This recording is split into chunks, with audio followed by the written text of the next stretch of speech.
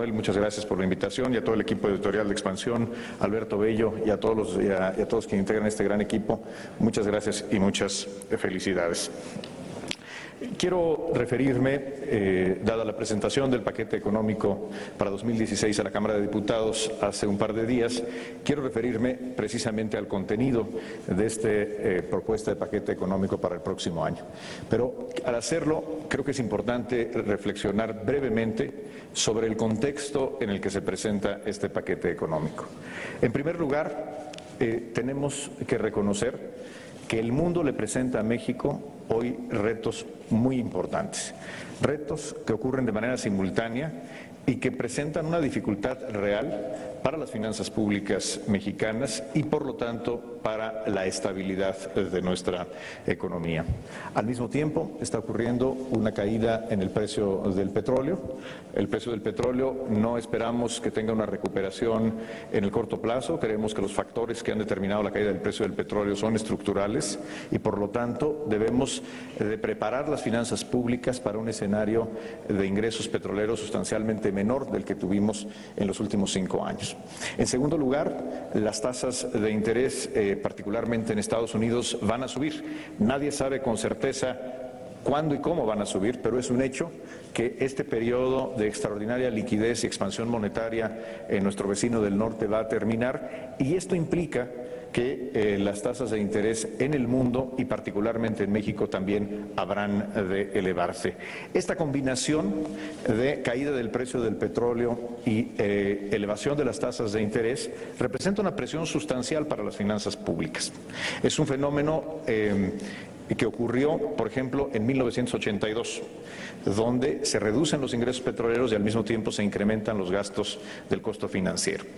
Y además esto está ocurriendo en un momento en el que el mundo no está creciendo como se esperaba, particularmente las economías emergentes. Ahí está la preocupación creciente por la economía china. El día de ayer la reducción de la calificación por parte de Standard & Poor's a Brasil y en general un entorno de bajo crecimiento, incluso en algunos países, recesión en algunos países emergentes.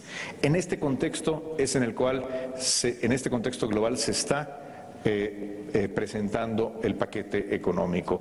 ¿Cuál es el objetivo fundamental de este paquete económico, de esta ley de ingresos, de este presupuesto de egresos? Es proteger la estabilidad de la economía mexicana.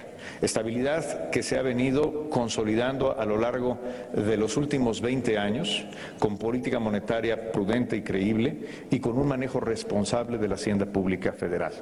Ante el reto que hoy nos presenta el mundo, la prioridad debe de ser proteger la economía familiar, salvaguardando el equilibrio macroeconómico y la estabilidad de nuestra economía. Ese es el reto fundamental y esa es la lógica que impera en la elaboración del paquete económico. En el entorno nacional, en la economía nacional, debemos de destacar que la gente, las familias mexicanas, naturalmente tienen una preocupación fundada por el futuro de la economía. Si vemos las cifras de confianza del consumidor o de confianza empresarial, es un hecho que la depreciación del peso frente al dólar, que la caída del precio del petróleo han sembrado una natural preocupación en los tomadores de decisiones en México y particularmente en las familias mexicanas. Sin embargo, aún en este contexto hay que reconocer algo que es, ahí nos muestran las cifras y que debemos de tener en mente porque eso es finalmente lo que debemos de proteger, que es que en este año de 2015 estamos teniendo un desempeño robusto, sólido del consumo de las familias mexicanas. El día de ayer, por ejemplo, dio a conocer la ANTAD, la Asociación Nacional de Tiendas de Autoservicio y Departamentales, el comportamiento del consumo en agosto. Se esperaba que a tiendas iguales tuviera un crecimiento, esto según la mediana de las estimaciones de los analistas consultados por Bloomberg, se esperaba un crecimiento del 6%. Sin embargo, las ventas tuvieron un incremento a tiendas iguales del 7.8%. Esto quiere decir, a tiendas totales el crecimiento fue del 11.5%. Esto quiere decir que en un entorno, y parecería casi una paradoja, en un entorno en el cual la gente tiene una preocupación fundada porque escuchan las noticias.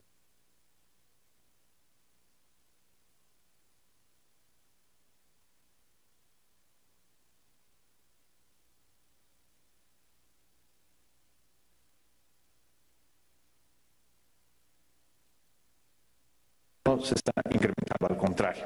En muchos de los rubros principales se está reduciendo.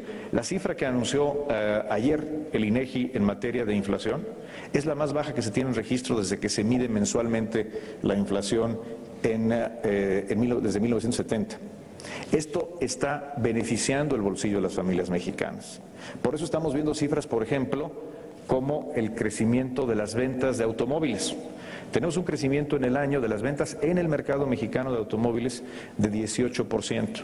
Esto solamente puede ocurrir si el poder de compra de las familias mexicanas está creciendo. También está creciendo el poder de compra de las familias mexicanas porque está creciendo el empleo, particularmente el empleo formal. Según las cifras a julio del Instituto Mexicano del Seguro Social, el empleo está creciendo a una tasa del 4.4% anual. En breve se darán a conocer las cifras de agosto y esperamos que continúe esta tendencia. El desempleo se está reduciendo, las cifras de INEGI así lo ilustran, y esto explica por qué está creciendo el consumo. De hecho, hoy el consumo de los mexicanos es el principal soporte de crecimiento de nuestra economía. En el primer semestre del año, la economía, según datos del INEGI, creció a un 2.4%. Si excluimos las actividades más relacionadas al petróleo, el crecimiento de nuestra economía es del 3.2%. Esto se explica fundamentalmente por la demanda doméstica, por el mercado interno, que también tiene como un determinante importante el que está fluyendo el crédito. El crédito, la banca, está prestando más y está prestando a un menor costo. Tenemos una reducción relevante en el crédito a las personas físicas, en el crédito, en las tasas, en el costo del crédito a la vivienda, en el crédito a la actividad empresarial. Estos determinantes del consumo son precisamente los que debemos de proteger para consolidar una tendencia de crecimiento en un entorno internacional muy adverso. Lo que buscamos en la conducción de la política macroeconómica es asegurar que la volatilidad en los mercados internacionales no se traduzca en un daño a la economía de las familias mexicanas que se manifieste en el empleo, en el nivel de precios o en la evolución del mercado de crédito. ¿Y cómo vamos a proteger esto? ¿Cómo vamos a lograr que este entorno internacional complejo no se traduzca en un entorno de desestabilización en México? Lo primero que tenemos que hacer es cuidar la responsabilidad fiscal. Esto significa que tenemos que presentar, y como lo hemos hecho, al Congreso de la Unión, un paquete económico primero realista, que esté basado en supuestos realistas respecto a la evolución de la economía. Nuestras estimaciones, por ejemplo, de crecimiento económico o de evolución del tipo de cambio son exactamente coincidentes con el promedio de los analistas al momento, los analistas de mercado, de casas de bolsa, bancos, consultorías, al momento en que presentamos el paquete. De hecho, están exactamente en el promedio. La estimación del precio del petróleo está basada no en lo que nos dicta la fórmula de la Ley de Presupuesto y Responsabilidad Hacendaria, sino en las coberturas petroleras que ya adquirimos para el año que entra. Ya protegimos un precio de petróleo de $49 por barril, ya tenemos los instrumentos derivados para protegerlo. Por cierto, en un momento en el que ayer el precio del petróleo cerró por abajo de los $40 por barril. Entonces, estamos proponiéndole a la Cámara de Diputados una ley de ingresos que está basada en nuestro nivel de cobertura. En segundo lugar, debemos de reducir el déficit fiscal. A eso nos comprometimos y estamos proponiendo al Congreso una ley de ingresos y un presupuesto que permiten precisamente cumplir el compromiso de reducir en medio punto porcentual en 2016 el déficit presupuestal. Así lo estamos haciendo. El déficit es particularmente en este contexto global muy importante reducirlo. ¿Por qué? Porque los flujos de financiamiento disponibles para los mercados emergentes como México, la liquidez que hay para una economía como la nuestra, se está reduciendo en el mundo. Este no es el momento para incrementar nuestras necesidades de financiamiento, por el contrario. Y así el techo de endeudamiento que estamos solicitando al Congreso se reduce con respecto al año anterior. Ahora bien, esta reducción del déficit fiscal, este paquete realista y responsable, ¿Cómo lo vamos a alcanzar? ¿Cómo vamos a reducir el déficit? El compromiso del presidente ha sido muy claro desde hace ya casi 2 años, que es no proponer al Congreso en lo que resta de su administración, es decir, hasta el 30 de noviembre de 2018, ni nuevos impuestos ni incrementar los impuestos existentes. ¿Cómo vamos a reducir entonces el déficit? Lo vamos a hacer como le toca al gobierno, apretándose el cinturón. No le toca ahora al contribuyente, no le toca a las familias mexicanas apretarse el cinturón, es al gobierno federal el que debe hacer un esfuerzo de racionalización del gasto. Por eso estamos proponiendo una reducción del gasto programable de 221,000 millones de pesos con respecto al presupuesto del año anterior. Y esto se logra mediante una racionalización de los distintos programas de gasto. Hemos pasado meses revisando dónde existen duplicidades, dónde hay estructuras redundantes, dónde podemos encontrar eficiencias para tener un gobierno menos caro, un gobierno que haga más con menos recursos y que se protejan los recursos que están destinados a los programas que mejor están evaluados, por ejemplo, por el Coneval. Es decir, estamos haciendo un uso de las evaluaciones que nos da el Coneval para proteger dentro de un presupuesto que no tiene crecimiento aquellos programas que están mejor evaluados por un tercero especializado que es Coneval en sus resultados, en su prioridad para el combate a la pobreza. En este contexto, es muy importante destacar que el Ejecutivo está proponiendo medidas para fortalecer estructuralmente las finanzas públicas. Déjenme abundar en una propuesta que estamos presentando de modificación a la Ley de Presupuesto y Responsabilidad Hacendaria, de la cual no se ha hecho todavía mucha mención en los medios de comunicación, pues porque el paquete económico tiene muchos elementos, algunos muy llamativos, pero creo que es muy importante entenderlo por lo que significa para la estabilidad futura de la economía nacional. Ustedes saben que cuando el Banco de México genera una utilidad, la ley del Banco de México lo obliga a transferirlas el año siguiente a la Secretaría de Hacienda. Así ocurre con todos los bancos centrales. Lo que hoy no está definido en ley es qué debe de hacer el gobierno federal con esas utilidades o remanentes del Banco de México. Por ejemplo, el año pasado el Banco de México generó una utilidad que recibimos en marzo, nos comunicó a finales de marzo el Banco de México que recibiríamos 31,500 millones de pesos. ¿Qué hicimos con estos 31,500 millones de pesos? En este 2015 los ahorramos, no los gastamos y por lo tanto nos permiten apuntalar el paquete fiscal para el próximo año, evitando una mayor caída en el gasto de inversión. Pero aquí lo importante es ¿qué vamos a hacer con los remanentes si hay en 2016 y en los años subsecuentes? Estamos proponiendo que los remanentes que existan del Banco de México se destinen de manera obligatoria por parte del gobierno federal a la reducción del déficit, ya sea mediante la cancelación de títulos de deuda o reducir el programa de emisión. Reducir los requerimientos financieros del sector público mediante una aportación a los fondos de estabilización.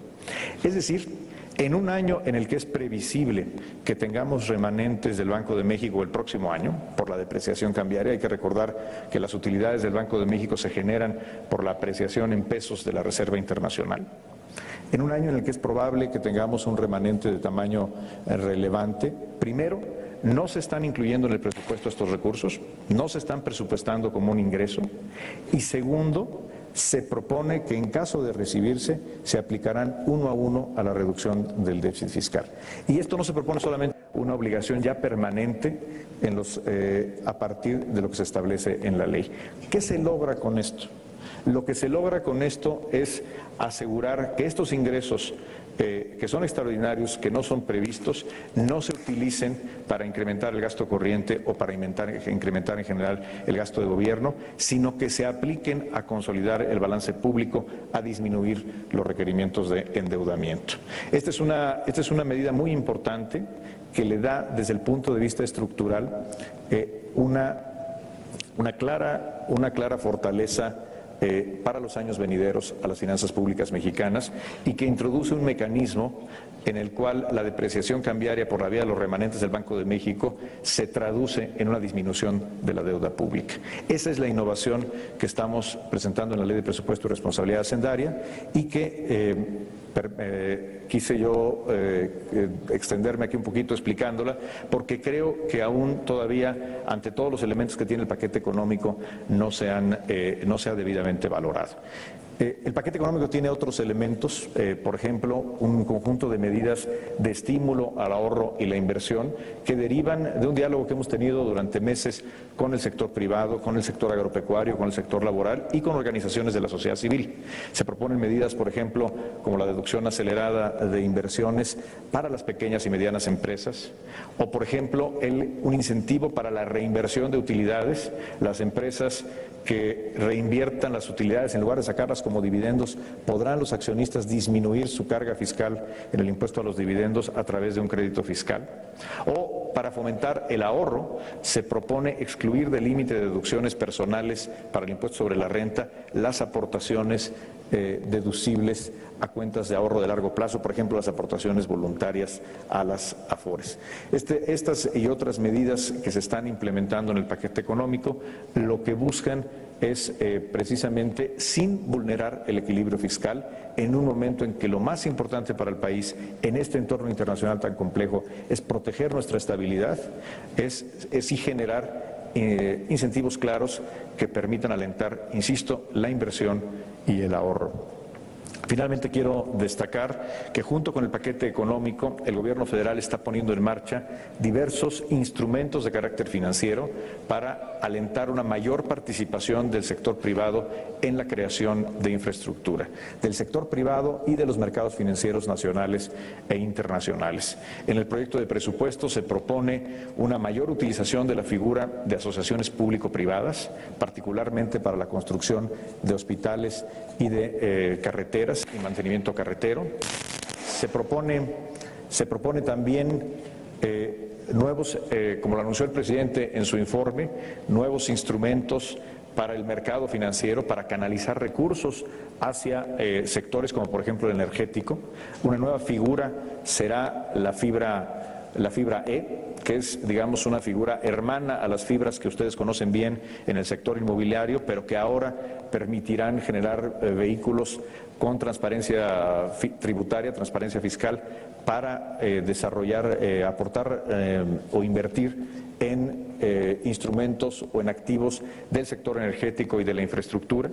Los nuevos certificados para proyectos de inversión, que serán una figura complementaria a los ECADES, en los cuales se podrá, particularmente la industria del capital privado, invertir con mucho mayor agilidad y sin tener que cumplir los requisitos del listado que aparecen en los ECADES en proyectos de infraestructura y en general en otros instrumentos. Queremos darle un impulso a la industria de capital privado que hoy está creciendo, que hoy está generando sin duda dinamismo en la actividad económica. Queremos generar una avenida para que funcione con mayor flexibilidad y como funciona en otros países en el mundo.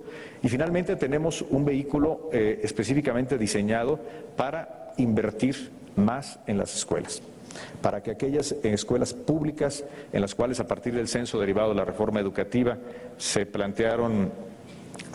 identificaron claramente las carencias en las más de 130,000 escuelas públicas en todo el país. Se ha identificado qué es lo que les falta a las escuelas. Algunas les falta piso firme, en otras falta mobiliario, en otras faltan sanitarios, en otras falta conectividad. Se tienen ya identificadas las necesidades, se propone la emisión de certificados de infraestructura escolar en la Bolsa Mexicana de Valores, que no representan deuda pública, esto es muy importante aclararlo, sino que es una emisión de un fideicomiso contra flujos, una bursatilización de flujos futuros del Fondo de Aportaciones Múltiples de los estados que deseen participar. Si todos los estados participan, y hemos tenido una muy buena respuesta de parte de los gobernadores, tendremos en los próximos 3 años la inversión más importante que se haya hecho en la historia de México para mejorar las condiciones de enseñanza de las escuelas. Y esto es enormemente importante porque junto con la reforma educativa que implica una mayor calidad, mayor evaluación, tenemos que dotar a las escuelas mexicanas de las condiciones correctas para la enseñanza. Todo esto es lo que está contenido en un paquete económico que, insisto, los principios rectores son: el primero es responsabilidad, proteger a nuestra economía nacional ante la volatilidad, ante la incertidumbre del entorno internacional a través de la responsabilidad hacendaria. En segundo lugar, austeridad y racionalización del aparato público, dando prioridad prioridad a los programas que están bien evaluados, a los programas y proyectos que están bien evaluados. Y tercero, generar los instrumentos, generar los mecanismos para una mayor participación del mercado financiero y del sector privado en la creación de infraestructura y en la provisión de servicios públicos. Ahora ha iniciado ya una etapa que siempre es compleja, que es la discusión del paquete económico en la Cámara de Diputados, y tenemos plena confianza de que dentro del plazo legal que culmina el 15 de noviembre, el Poder Legislativo le dará a México un paquete económico responsable que nos permita seguir creciendo, hacerlo con responsabilidad y sobre todo en esta circunstancia global, hacerlo con estabilidad. Yo aquí termino mi intervención, Manuel, y estoy a sus órdenes por si hubiera algún comentario o pregunta.